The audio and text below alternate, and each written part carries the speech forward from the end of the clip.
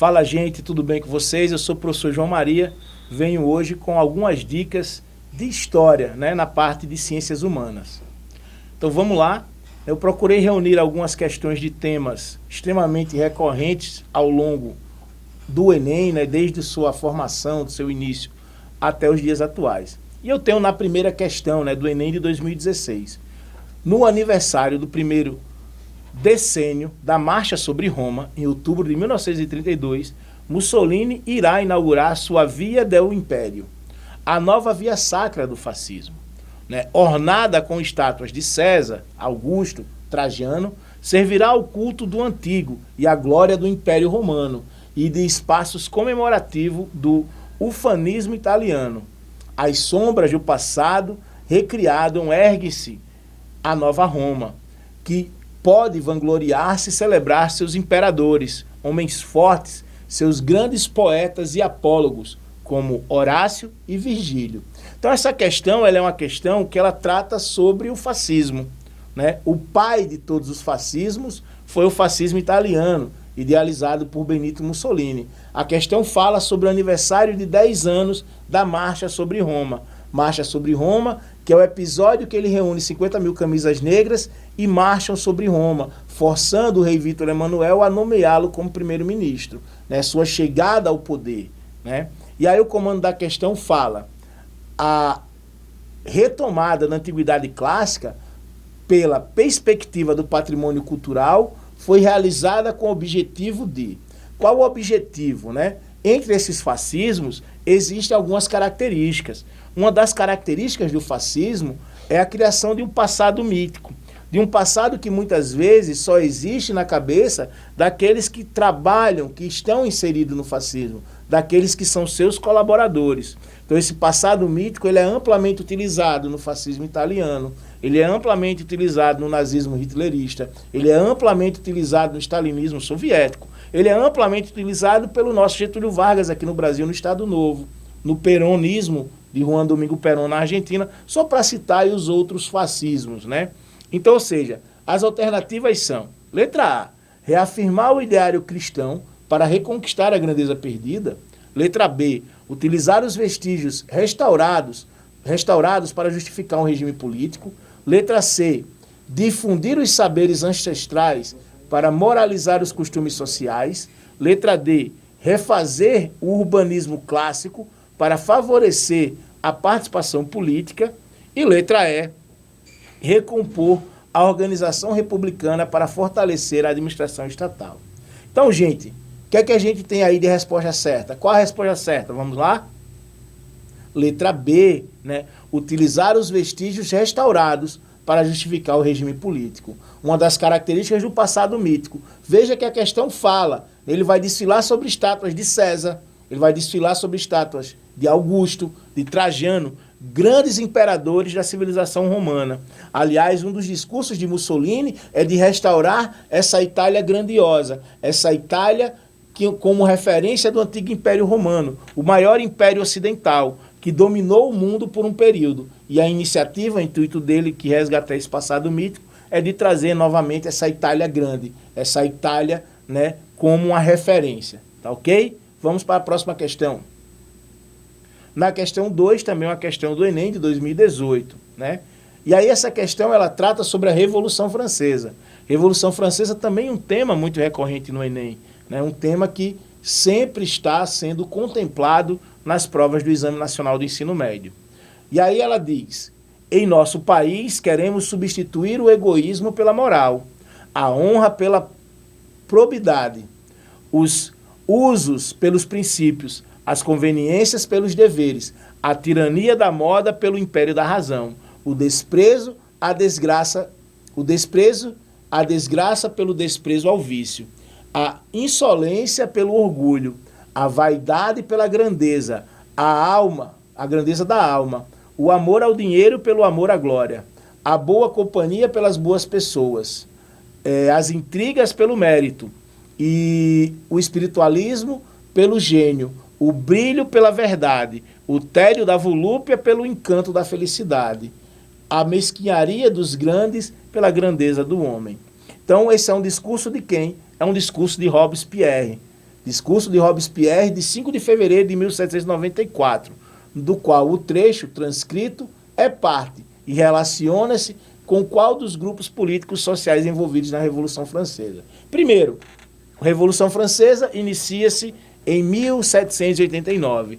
A Revolução Francesa está dividida em várias etapas. Tem várias etapas dentro do processo da Revolução Francesa. Há quem fale que existem várias revoluções dentro da Revolução, mas a Revolução Francesa, a mãe de todas as revoluções, usa-se também esse termo. E quem é Robespierre? Robespierre é o líder da fração jacobina, né? Aquela que se sentava à esquerda do parlamento, aquela mais radical. Girondinos sentavam à direita do parlamento, eram aqueles mais moderados, né? A alta burguesia. Robespierre, uma média burguesia, né? E muitas vezes apoiado pelo povo.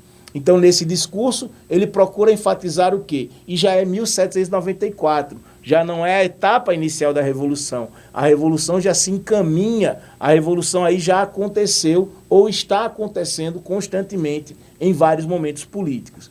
E aí as alternativas são: letra A alta burguesia que desejava participar do poder legislativo francês como força política dominante.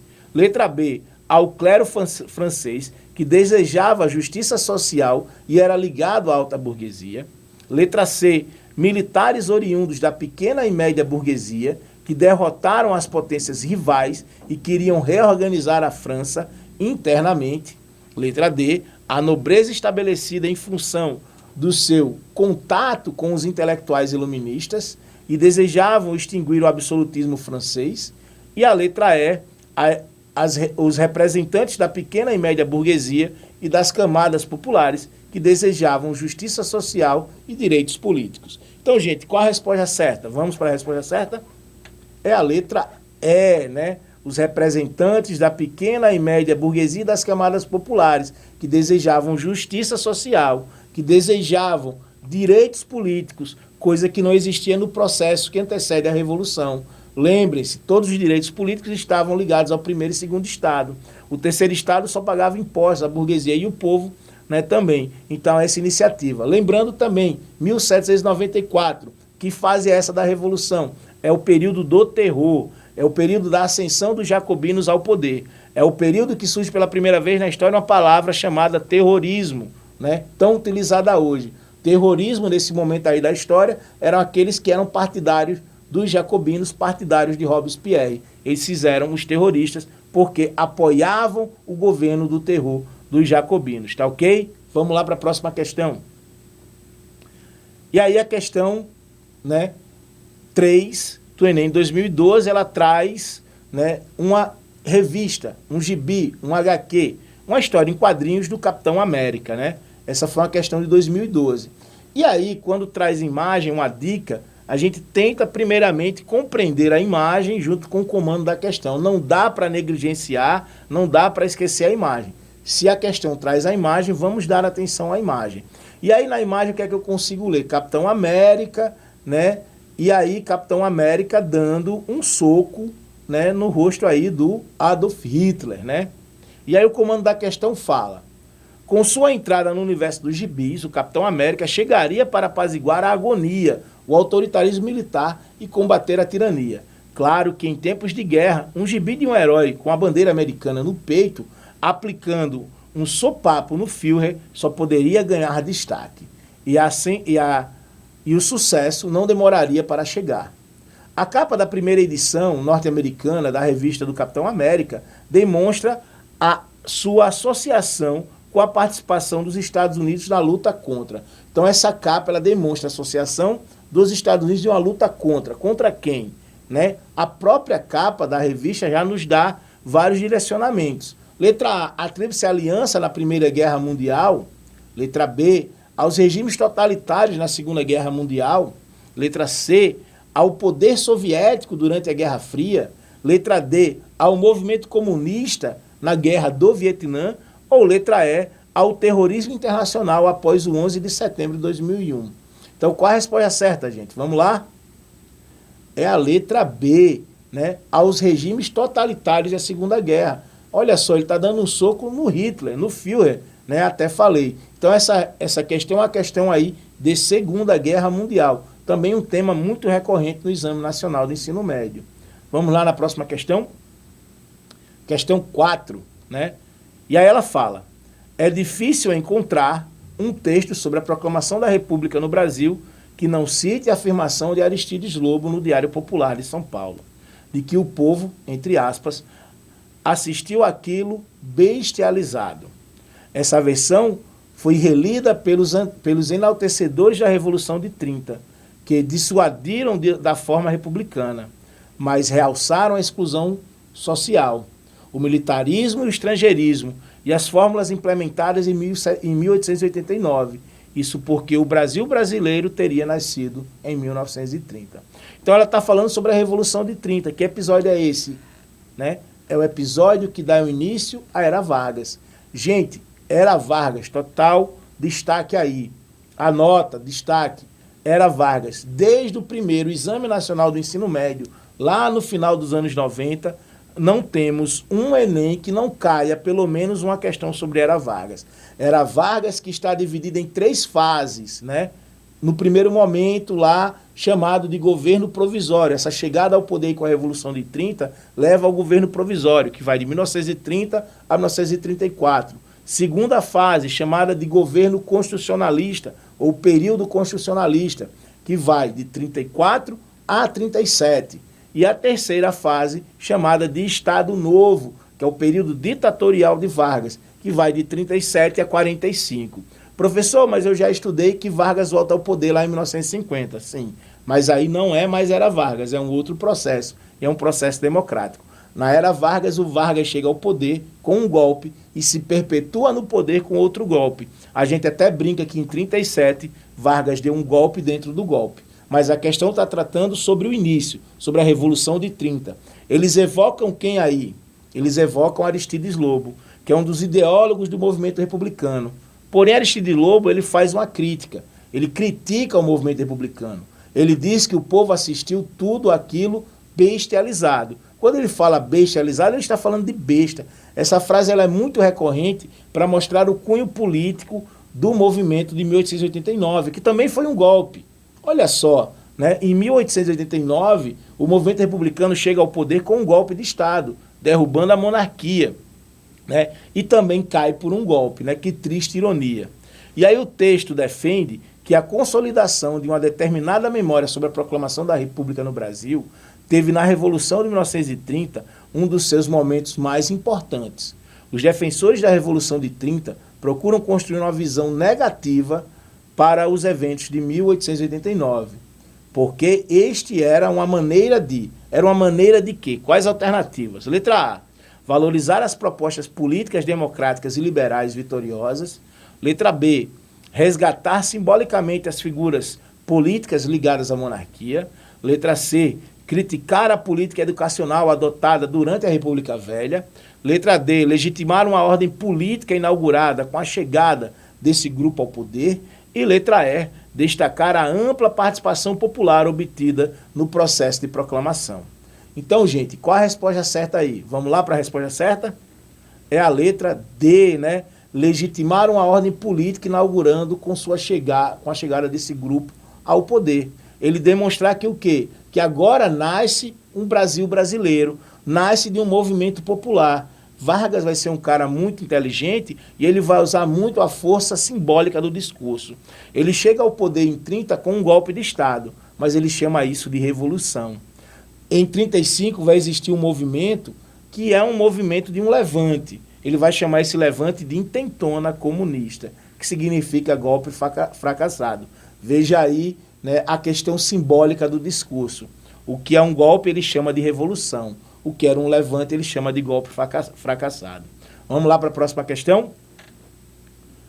A questão 5, temos 2 imagens, aí também vamos dar uma atenção às imagens, é do Enem de 2014.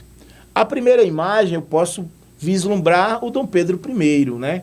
Dom Pedro I entrando, né? É uma pintura, é um quadro, é do René Morreau. Esse quadro ele esteve na sala do Senado brasileiro até os anos 50, antes de Brasília, né? Estampou lá, né, na quadra, na sala do Senado. E aí ela demonstra o quê? Demonstra uma popularidade. Veja bem, o Dom Pedro ele está chegando, né, e ele é saudado. Eu tenho aí crianças, mulheres, homens, negros, né, lembrando que o Brasil vai perpetuar a escravidão, né? Nossa escravidão só termina em 1889, né? 1888, perdão, né? Mas aí demonstra uma popularidade do Dom Pedro I. Na segunda imagem, já é uma foto do Dom Pedro II, né? Sentado, contemplativo, vislumbrando algo, né? Um olhar meio que pro nada, mas pensativo. As imagens que retratam Dom Pedro I e Dom Pedro II procuram transmitir determinadas representações políticas acerca dos dois monarcas e seus contextos de atuação. A ideia que cada imagem evoca respectivamente. A ideia que cada imagem dessa quer evocar é o quê? Letra A, uma habilidade militar e uma riqueza pessoal. Letra B, uma liderança popular, né, uma estabilidade política. Letra C, uma estabilidade econômica e uma herança europeia. Letra D, um isolamento político e uma centralização do poder. E letra E, um nacionalismo exacerbado, uma inovação administrativa. Então o que é que a gente consegue ler? Essa primeira imagem, só voltando a ela, o Dom Pedro ele segura uma carta. Que carta é essa? É a carta do pedido do seu retorno. É logo após o episódio do Grito do Ipiranga, do Independência ou Morte. Tem outro quadro bem bacana sobre isso, que é o quadro do Pedro Américo, que é uma construção. Aliás, tratando sobre independência, destaque total nos seus estudos em história para a independência do Brasil. Por quê? Porque esse ano completamos 200 anos da independência. É o aniversário do bicentenário da independência, né? 1822, 2022, né? 200 anos. Porém, vamos lá para a resposta certa. Qual a resposta certa? Letra B, né? Ou seja, a liderança popular de Dom Pedro chegando, claro que isso é uma construção, essa imagem é uma imagem pensada, essa imagem é pintada anos depois, né? Essa imagem é pintada em 1834, né? Então, ou seja, bem depois do 1822. E na outra a foto do Dom Pedro II. Então, a liderança popular e uma estabilidade política. O período do segundo reinado é um período de estabilidade política, é um período de apaziguamento entre as instituições, é um período de estabilidade econômica. Não é um período de igualdade social, mas é um período de estabilidade econômica e política. Beleza? Vamos lá para a próxima questão. Questão 6 também do Enem 2017. E aí, outra imagem, né? Vamos tentar dar uma olhada na imagem. Essa imagem é um quadro pintado por um cara chamado Modesto Broco. Modesto Broco foi o presidente da Academia Brasileira Academia Brasileira de Belas Artes, não de Letras, de Belas Artes, né? E aí eu consigo ver 3 figuras nessa imagem, 4 com a criança, né? A primeira imagem, uma mulher em pé, negra, com a saudação aos céus, como se estivesse saudando, agradecendo por alguma coisa. Sentada, uma mulher parda, segurando uma criança branca, na posição da Pietà. Pietà é aquela obra do Michelangelo, lá do Renascimento, né? Que Maria segura Cristo. E sentado ao lado, um homem branco. O que eu consigo ler dessa obra, né? Eu consigo ler essas 3 figuras. E aí vamos para o comando da questão. No primeiro Congresso Mundial das Raças, ocorrido em Londres, em 1911, o médico João Batista de Lacerda ilustrou suas reflexões sobre a sociedade brasileira, analisando a tela A Redenção de Cã, que retrata de 3 gerações de uma família. A Redenção de Cã. Quem foi Cã? Cã é um dos filhos, né, de Noé.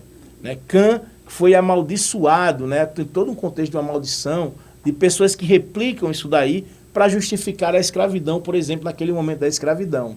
Essa tela, ela corrobora com a questão de quê? Com a questão das raças, né? Com a questão de que existe uma raça superior, que existe uma raça melhor do que a outra. Isso é final do século XIX e início do século XX. João Batista de Lacerda vai apresentar essa tela no Congresso das Raças. João Batista de Lacerda vai apresentar essa tela no sentido de quê? De que essa negra é mãe da parda. Provavelmente, essa filha parda, ela é filha de uma violência sexual. Os senhores geralmente violentavam suas escravizadas, né? E aí essa parda segura uma criança branca. provavelmente desse homem que está ao lado dela, que também é branco, provavelmente um europeu. Como eu sei que ele é um europeu? Pela forma de sentar, pelos traços dele, né? Pela forma como ele está representado na imagem. Então, João Batista de Lacerda tenta mostrar uma tese, que é a famosa tese do branqueamento racial, de que poderíamos diluir isso em algumas gerações. E aí, continuando no comando da questão, essa pintura foi utilizada na época para indicar a seguinte tendência demográfica do Brasil. A, o controle de natalidade. B, o branqueamento da população. C, o equilíbrio entre faixas etárias. D, segregação dos grupos étnicos. E E, a miscigenação típica do Brasil. Então, qual a resposta certa? A gente já no comando já até meio que falou. Vamos lá para a resposta certa? É a letra B de bola, né? O branqueamento da população. Ele quer dizer que no Congresso das Raças ele defende, olha, quanto mais europeus trouxermos para cá, final do século XIX isso aconteceu, é o período lá das guerras de unificação da Alemanha, da Itália, muitos italianos vieram para o Brasil, foram absorvidos nas plantações de café do sudeste brasileiro, principalmente em São Paulo, no Vale do Paraíba. Também muitos alemães vêm para o Brasil, são absolvidos lá na região sul do Brasil. E aí eu tenho o quê? Que em 3 gerações eu teria o quê? Eu teria uma população de brancos. Quanto mais europeus brancos trouxermos, mais a população se diluirá e ela será branca. Tá certo? Então a resposta certa é a letra B da tese do branqueamento da população. Então essas foram minhas dicas. Tentei contemplar para vocês aí questões extremamente recorrentes. Volto a dizer, destaque total para a Era Vargas, sempre cai. Destaque para as questões da independência do Brasil e a formação do primeiro reinado, principalmente a independência. 200 anos de independência é uma data comemorativa, uma data importante. Questão sobre Segunda Guerra Mundial, também importante.